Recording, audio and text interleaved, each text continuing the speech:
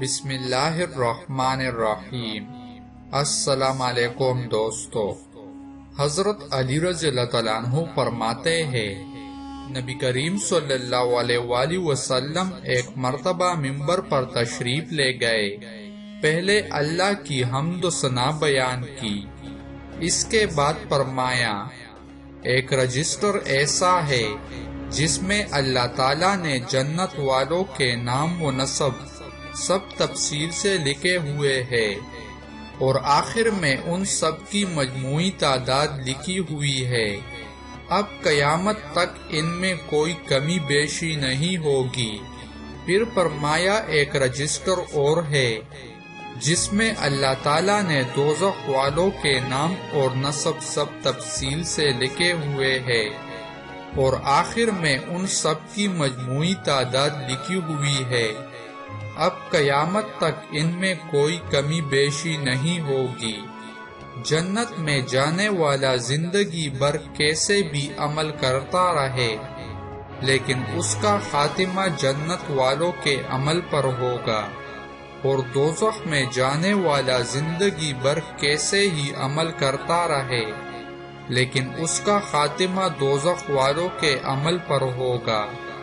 بعض دفعہ خوش قسمت لوگ یعنی جن کے مقدر میں جنت جانا لکھا ہوا ہے، وہ بدقسمتی کے راستے پر اس طرح چل رہے ہوتے ہیں کہ یوں کہا جاتا ہے کہ یہ تو بدقسمتوں جیسے ہے، بلکہ انہی میں سے ہے، لیکن پھر خوش قسمتی انہیں آ لیتی ہے اور انہیں بدقسمتی کے راستے سے چھڑا لیتی ہے۔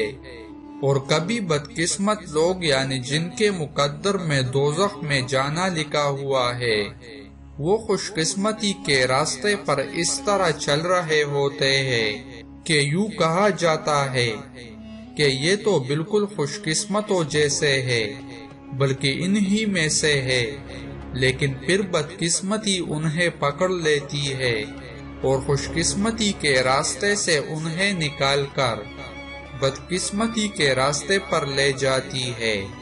اللہ تعالیٰ نے جس سے لوح محفوظ میں خوش قسمت یعنی جنتی لکھا ہوا ہے، اسے اس وقت تک دنیا سے نہیں نکالتے جب تک اس سے مرنے سے پہلے خوش قسمتی والا عمل نہیں کر لیتے، چاہے وہ عمل مرنے سے اتنی ہی دیر پہلے ہو جتنا کہ اونی کے دودھ نکالنے کے درمیان وقفہ ہوتا ہے۔